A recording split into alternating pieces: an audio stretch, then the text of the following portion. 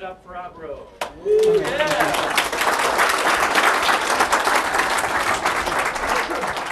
So hi, my name is Aubhro. So a little bit about me. I'm going to be a senior in high school when the summer ends. And I go to high school in Lynbrook High School in San Jose, California. And yeah, that's my GitHub and my Twitter, in case you guys want to know. Okay, so I've been interested in chess for a long time. And I really wanted to create a chess engine. And since I knew Python, I figured, why not? So there are a couple ways to do this. First of all, you can theoretically brute force chess. So like just calculate every single move and every single position on the board until victory. But I hear some of you guys laughing. Yeah, there's like 10 to the power 43 moves out there, so you're gonna have a bad time with that. Conventional chess engines, therefore, they kind of quote unquote hard code it in terms of like a lot of there's when a chess engine looks at a position, it'll look for certain tells like doubled pawns, king safety, or things like that in order to determine if the position is beneficial or harmful to a certain side. And so the problem with this though is that if you strategies evolve, and obviously different people have different ideas of what means what, and so this becomes really hard to maintain now because you have to keep changing this code in order to look for different tells on board, in order to look for different signs of how a position is. So, and on top of that, these two don't work particularly well in Python because Python isn't the fastest language out there. So you'll see most chess engines nowadays use C++. So yeah, I'm not learning C++. So I figured, why not use machine learning? So let's back up a bit. So essentially at a core, chess engine is a function that converts a position into a move. So in order, the way it does that is it looks at all the possible moves a player can play, and then it selects what it thinks is the best move and chooses that. But there's a problem, and let me show you what I mean. So first of all, the way it does that is that it uses something called an evaluation function. An evaluation function looks at the board and determines how good that position is for a certain player. So then chess engine can look at all the positions that will result from someone playing a move and then look at which is the best one and play that move. So the very simplest one is using piece weights. So I don't know if you guys know, but like a pawn is worth 1, knight is worth 3, bishop 3.5, so on. And you can add your pieces and subtract your opponent's pieces and get like a net value of how good a position is for you. But let's play a game for a while.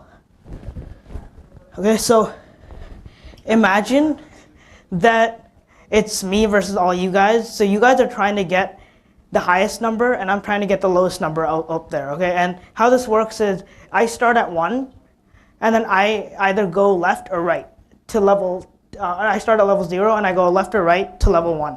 And after that, you guys go left or right to level 2, and then I go left or right to level 3, and so on and so forth. So I'm trying to reach the lowest, you're trying to reach the highest. So initially, it might look like the best position to play is go towards that -10 right there, because that's a lower number than -7. But then if you look even further, you'll see that that doesn't lead to any good results, because on that side of the tree, all the numbers are higher than on the other side. So if you were smart, you'd go to the other side at -7, because even though it looks like that position's worse, if you look further down the line, you'll see that that position's actually better. So that's the, it's something really, really similar in chess, because chess works in a similar way. So in order to accomplish the same feat, we have an algorithm called minimax. So minimax, this is a code example, but minimax essentially recursively goes through the move tree and looks farther, a couple moves ahead, and then decides like, hey, is this position, which is the best position for me, assuming my opponent plays well. So this is like, I'm not going to explain that code word line for line, but yeah, that's the code if you want to like see it. Okay, so back to evaluation functions. right? Because minimax still needs an evaluation function, right? Because you still have to evaluate the board even if it's 10 positions in the future. So the problem is, again, as I mentioned earlier, a lot of it's like handcrafted because chess engines look for certain tells of what's a good or bad position. And that's sort of a hard-coded way to do it. And as well as that, you need like chess experts on your side in order to determine those tells. So if you're a normal programmer, like it's kind of hard to do that. So enter TensorFlow, Google's library for deep learning. And TensorFlow is, obviously a very amazing library because you can do deep learning really easily in it, and it's also pretty fast. So basically, I built a neural network, and this is like a basic description about what it does. But essentially, it'll take an input, in this case the board, and feed it through a series of layers which consist of neurons, which kind of fire depending on what the input is. So then the output will be like if the position is good for you or good for the opponent. And now a neural network, essentially it requires a lot of data. You have to like give it a bunch of data of positions that are good for you, good for the opponent, and then it'll tweak itself in order to match that and create a sort of a model. So to basically solve the problem. So training data. Obviously, I mentioned you need a lot of training data. Luckily, chess training data is really, really easy to get. So there's a file format called PGN, which let me just show you an example of. This is like a very basic example of a PGN. Oh, wait, oops. Okay, whatever.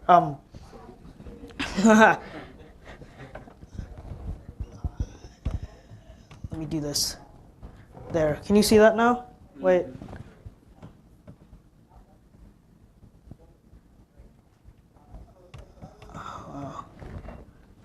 Okay, whatever. So essentially what a PGN is here it was. Okay. So essentially what I wanted to show you guys was that a PGN is essentially a text file. And it contains all the moves written in algebraic notation one by one. So like E4, E5, and so on and so forth for a bunch of different games. So the nice thing is since it's a text file, we can open it in Python and really easily convert it into like a move that the computer knows and then feed that. So how I fed it in was I assumed that because I got like a game from a bunch of grandmasters that they're gonna play right moves. So after the grandmaster, like after somebody moves, I'm assuming that that position that results in is better for that player. So like if white moves, then I'm going to assume that that position is better for white. And then if black moves, then I'm going to assume that that position is better for black, and so on and so forth. There are exceptions, like I look for extreme material deficits, meaning if somebody's obviously doing worse depending on material, I'm not going to count it for better just because that player moved. So that results in like a really, really big training set that I can use, which is really nice. So, okay. So here, to get into a bit more detail, these are the features and labels. So the input is an 8x8 array representing the chessboard. And I'm storing the pieces as their worths. So like a rook will be stored as the number 5, a white rook, and a black rook will be stored as -5. And a white pawn will be stored as 1, say, and a black pawn will be stored as -1. So essentially, what that means now is that like I have an 8x8 array of a bunch, mostly zeros, because most of the positions on chessboard are unoccupied, but with a few negative numbers and positive numbers. And then the output will be a one-hot vector, meaning like a vector in which which consisting of two elements in which either the first one is 1 or the second one is 1. So if the first one is 1, then that means it's black. If the second one is 1, it means white, as you can see up there. So like 0, 1 is white, and 1, 0 is black. So that's the output of my whole neural network. So now I have to construct a neural network that converts that to that. So I decided to use a convolutional neural network because a chessboard in some ways is a lot like an image.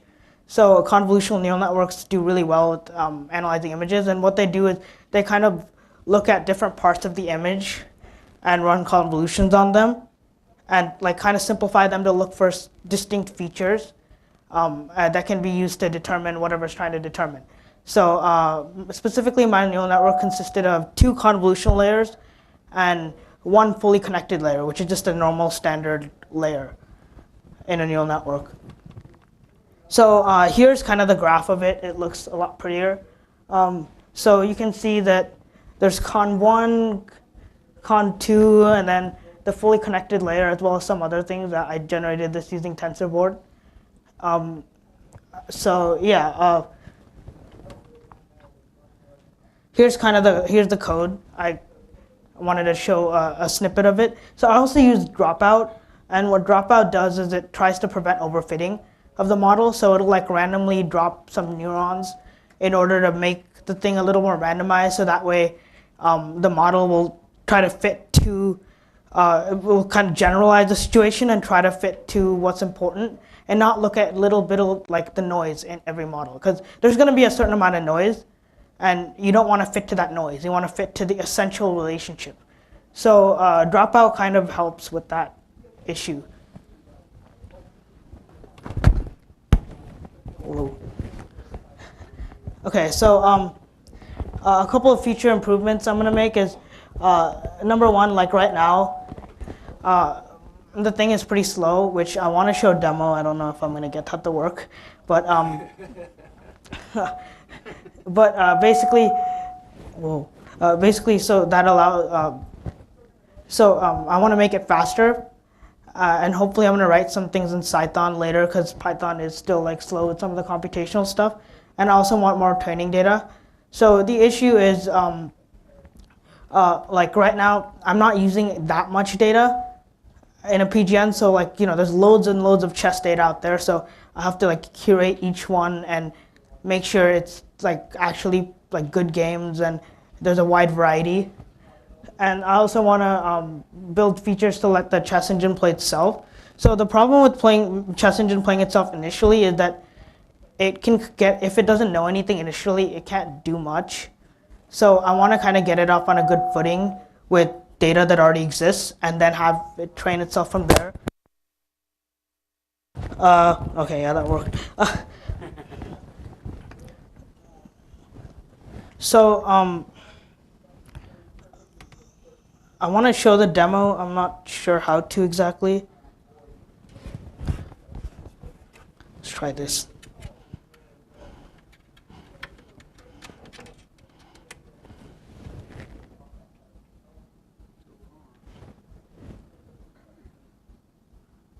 Nope.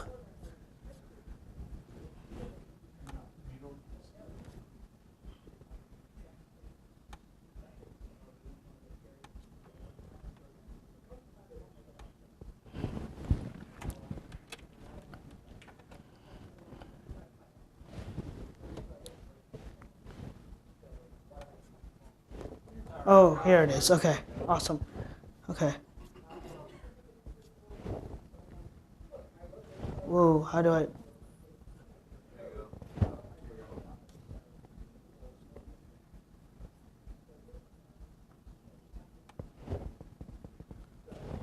Okay. Let me see if I can mirror this. No preference.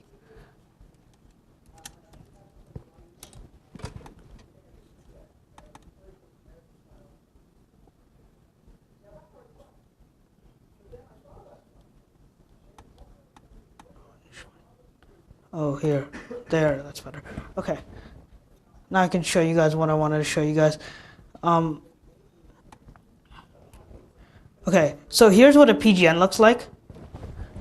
So as you can see, it's just a bunch of like moves written in algebraic notation with some metadata, with like some ones and twos for. So kind of I have to parse this out and get rid of all of the numbers and the metadata, and like just purely feed the moves into the engine. So now I want to show you guys a demo. So here it is, like running right here.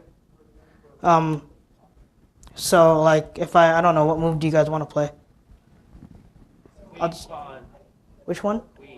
Queen? Queen pawn d4, okay. Take a while. Okay, so it decided that was the best move, probably because to it. Everything is like the same, like initially. E4, okay. So it's searching through its database right now. It's not experimenting, right? It's using a neural network that's already been trained. Right? Yeah. Gotcha. But the issue right now is the fact that to it, since the data is not like, it's having a hard time with openings, as you can see obviously with this current moves, because with openings it's harder to tell whether position is good for you or good for the opponent because there's less material loss. Right. Like for instance, you wouldn't want to move an edge pawn like that, like if you were a human usually, but the computer, it's all the same because you're not losing anything by doing that. For 2 or 4 moves down the road, it still looks good. Yeah, exactly. That's the thing. It still looks good like a couple moves down the road. Now, if I were to play like b4, then it would probably capture it. Let's see. Yeah, let's see. Is there sound effects? No, not yet. Yeah, got it. Okay. Woo, yeah. So yeah, that works. And like, if I were to play c3, I think it'd still capture it, but let's see, because.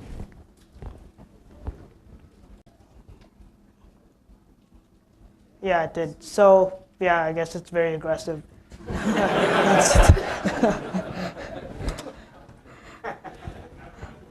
So, you guys have any questions? Yeah. So first of all, thanks a lot. This is really cool stuff. Yeah. When you said high school, you meant grad school, right? No, I actually meant high school. All right.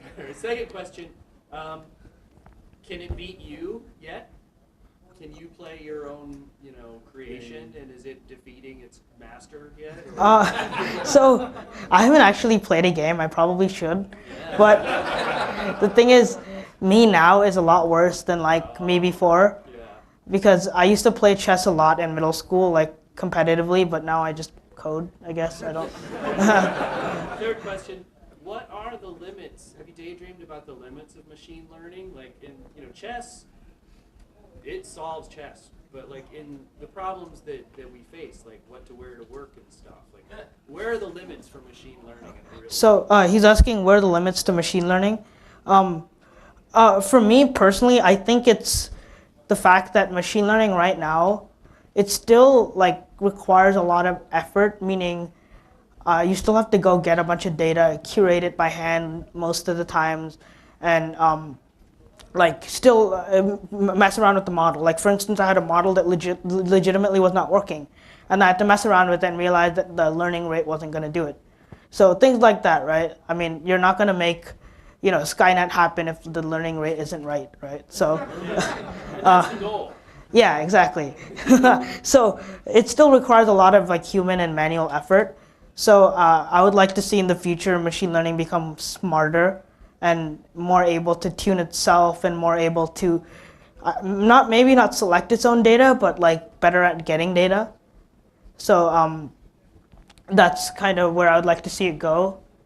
So that's the current limits. Yeah. Any more questions? Yeah. Can you get like the chess engine playing itself and feed that?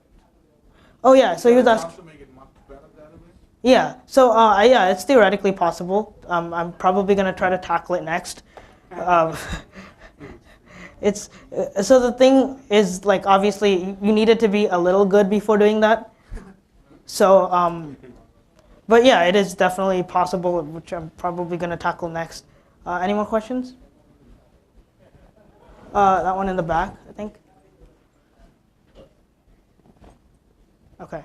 Now, offhand, if you tried to compare this approach to old school kind of minimax, how far ahead do you think your approach thinks? Can you follow me? Like, does it So he's asking how ahead, etc. How far ahead my approach would reach compared to traditional chess engines, I think. Yeah. So traditional ones would obviously beat mine right now because they're written in like C++, they're written in like extremely handcrafted code and whatnot, but like this has the potential to do a lot better because it's machine learning. But so I do think it has the potential to beat any chess engine, but as of right now, obviously not. Any other questions? Oh yeah, that one right there. Does yours improve itself as it plays? So if one would be to like train it with data that you already have in your model, but each game you play have the ability to store that in your database, sort of. So you're asking if, sorry, what? Self-training. Yeah, okay. So can it update its own database? Is that what you're asking? Yeah. There's like Oh, okay.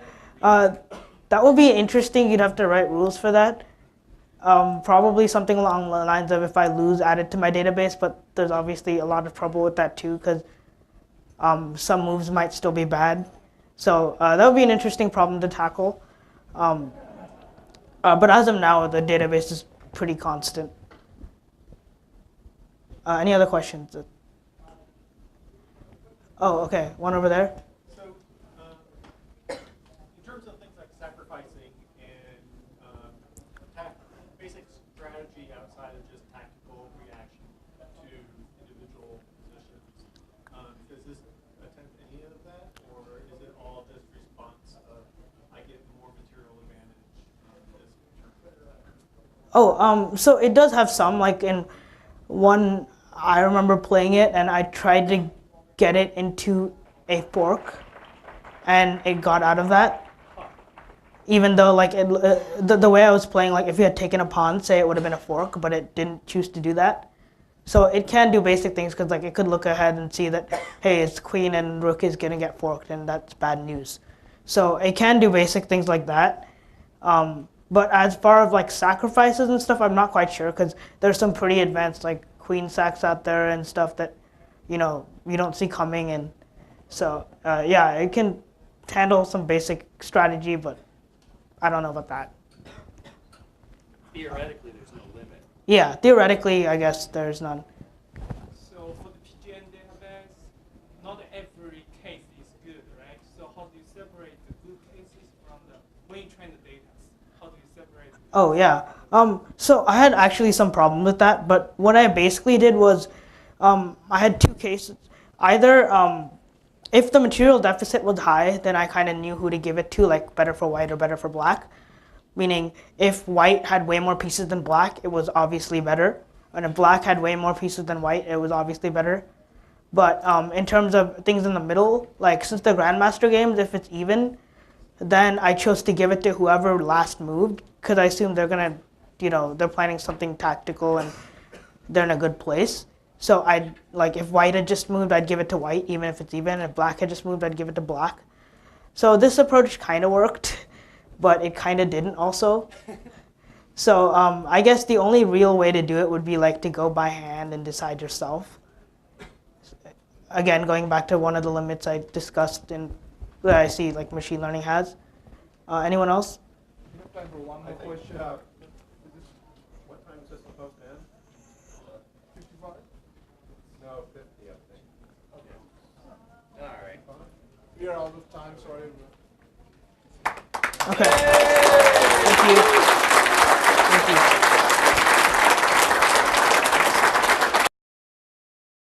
you. Called an evaluation function. An evaluation function looks at the board and determines how good that position is for a certain player. So then Chess Engine can look at all the positions that will result from someone playing a move and then look at which is the best one and play that move. So the very simplest one is using piece weights. So I don't know if you guys know, but like a pawn is worth 1, knight is worth 3, bishop 3.5, so on. And you can add your pieces and subtract your opponent's pieces and get like a net value of how good a position is for you. But let's. All right. Let's give it up for Aubhro. Yeah. So hi, my name is Aubhro. So a little bit about me. I'm gonna be a senior in high school when the summer ends, and I go to high school in Lynbrook High School in San Jose, California. And yeah, that's my GitHub and my Twitter, in case you guys want to know.